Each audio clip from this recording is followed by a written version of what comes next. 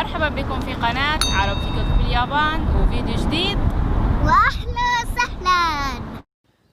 بفيديو اليوم راح يشارككم أكثر الأجهزة اللي بنستعملها في بيتنا الياباني واللي ما بنستغني عنها أبدا، واللي على الأكيد أي حدا جاي لليابان راح يستعملها أو على الأقل يضطر يستعمل أحدها، فخليكم معنا.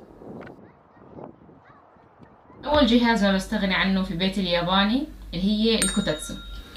こたつはね、板からできてるんで、で、真ん中に布団があって、で、下にこたつヒーターがあります。 أكيد أي شخص بتابع الأنمي أو الدراما الياباني شاف اليابانيين هم بيستعملوها أو هم جالسين حواليها، فخلينا نعرف عنها أكثر. كم سعرها تقريبا؟ سعرها يعني 120 دينار تقريبا. يعني 200 دولار تقريبا، صح؟ 200 دولار وتقدر تشتري كله مع بعضه وكل قطعة لحالها. صحيح، احنا لما تزوجنا لما كنا بالأردن كانت أحد هدايا يعني عرسنا اللي هو الجهاز تدفئة لحاله اللي موجود تحت الطاولة، وإحنا ركبناه على الطاولة، يعني طاولة عادية عندنا من الأردن، وهيك يعني عادي نفس الشيء، وحطينا حرام وصارت يعني كوتاتسو، فيعني عادي ممكن تشتري كل قطعة لحالها. هي لا تغني عن الكونديشن، لكن ممكن يعني إذا الجو مش بارد كثير ممكن إنه يعني خلاص تستعملوها هي وبس. وعلي بيحب ينام تحتيها، صح؟ هاي نوح تحت جوا. نوح نوح نوح خلص، نوح اطلع. No, go on, no, my mate. اطلع يلا ماما.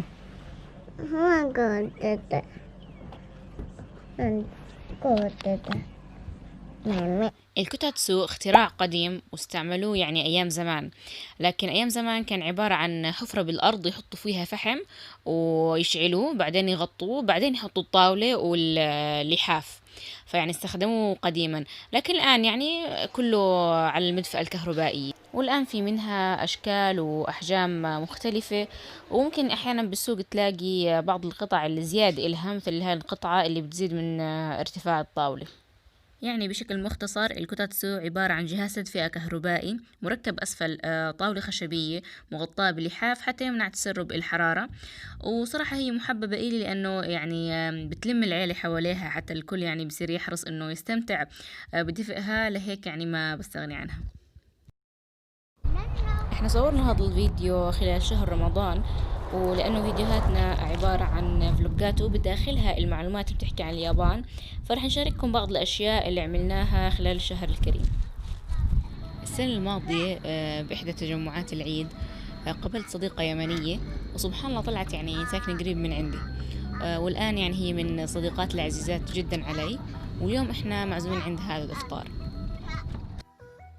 وبتقدير رب العالمين ثم يعني بفضلها سبحان الله يعني أتيحت إلي الفرصة إني أجرب أشهر المأكولات اليمنية مثل الفتة والشفوت والزربيان والسلتة واليخنة والسحاوق، فيعني كل الشكر إلها، خاصة إنه الأكل العربي كمكونات ومقادير من الصعب الحصول عليها.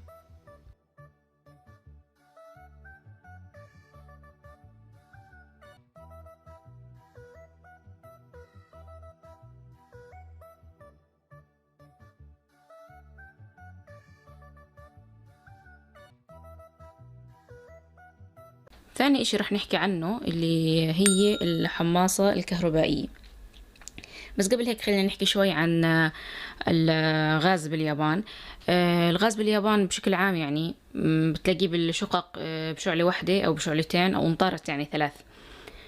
وعلى فكرة شكل الغاز بالبيوت اليابانية بتشابه إلى حد كبير يعني، وما فيها الاختلافات الكبيرة، وبأغلب الشقق لما حدا يسكنها بيكون مع الغاز اللي هي الشواية الكهربائية.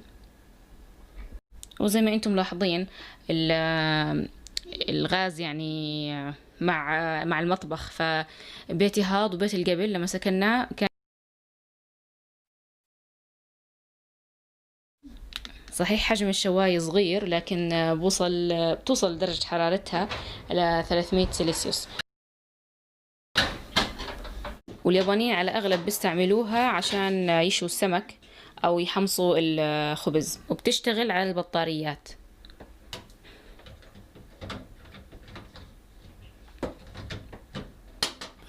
بقوم بشوي السمك فيها عن طريق إضافة مي يعني للشواية نفسها، بعدين بحطوا السمك فوق، أو زي ما حكيت لكم بحمصوا الخبز، أو مثلا بشوحوا خضروات، أو ممكن يعني نستخدمها لتسخين شريحة لحمة أو قطعة بيتزا ومن هالحكي.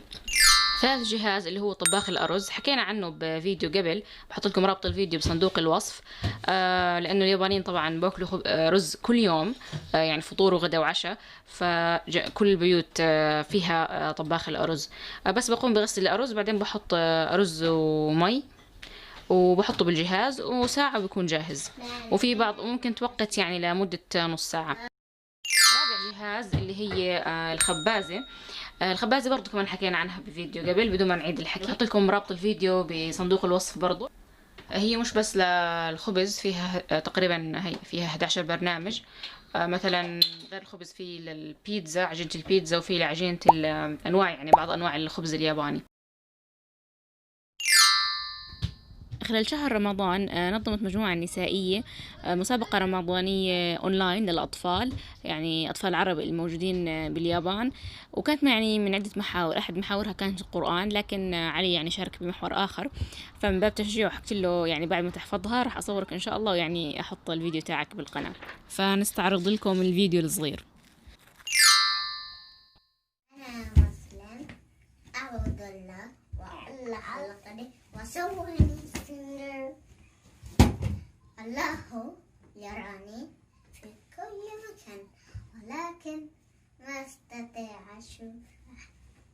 الله يحميني لأني ولدا شاطر، والله خلق واحفظه للصالحين. الله يحبني لا بعث محمد صلى الله عليه وسلم، وعلمني كيف أعبد الله وأدخل الجنة.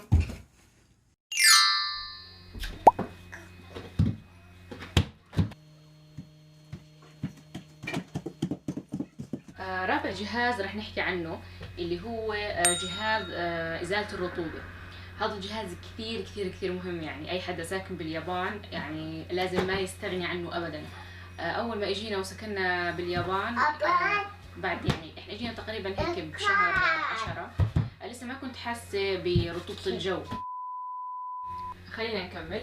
طبعا بعد ما حمل الجو في اليابان بالصيف، حسيت الجو ابدا لا يطاق لا يحتمل برا البيت وجوا البيت، لانه الرطوبه صارت عاليه كثير، ويعني بطلنا نقدر نتحمل.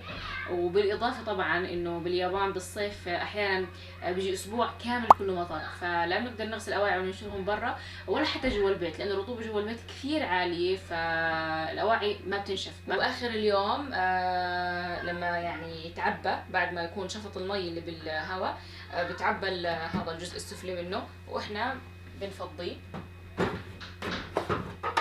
فيعني صراحة أول مرة لما استعملته تفاجأت، يعني إنه بآخر اليوم كان هذا كله معبى مي، فبنروح بنفرغها وبنحطه مرة ثانية، فأبدا لا أستغني عنه. الجهاز الثاني اللي هو جهاز تعقيم الجو. هذا الجهاز بشكل عام يعني مهمته الأساسية أو يعني وظيفته الأساسية إنه يقوم على تعقيم الجو، يزيل الروائح اللي يعني مش مرغوبة، إذا مثلا الموجودة اللي بتكون عالقة بالسجاد أو الأقمشة أو الأثاث. فرضا عندكم حدا بدخن بالبيت، فالجهاز يعني ممتاز جدا، بزيح الريحة من إذا كانت عالقة بالبيت.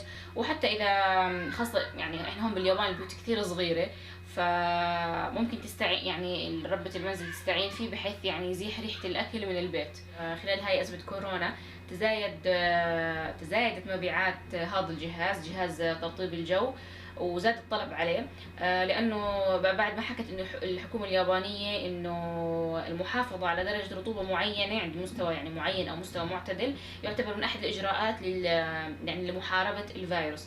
أنا هذا الجهاز ممكن يعني أستغني عنه، لكن هذا الجهاز أبدا مستحيل يعني أستغني عنه، أو إنه أقعد ببيت بدون ما يكون عندي هذا الجهاز. لكن بالنسبة لزوجي برضه هذا الجهاز عنده كثير مهم، لأنه هو عنده حساسية من المكان اللي ما فيه رطوبة، يعني رطوبة بمستوى معتدل أو بدرجة معتدلة. فخاصة بالصيف لما نشغل الكونديشن وتحس الجو صار ناشف وما في رطوبة وما في كأنه مي بالجو، فبتصير حساسية، فعلى طول يعني بنشغل هذا الجهاز حتى نحافظ على رطوبة الجو بدرجة معينة. وهيك بنكون وصلنا لنهاية الفيديو، إن شاء الله تكونوا استمتعتوا واستفدتوا، وإن شاء الله نكون ما طولنا عليكم. لا تنسوا دعمنا بالشير واللايك والسبسكرايب. كانت معكم فاطمة عناني من الأردن، دمتم بخير متابعينا.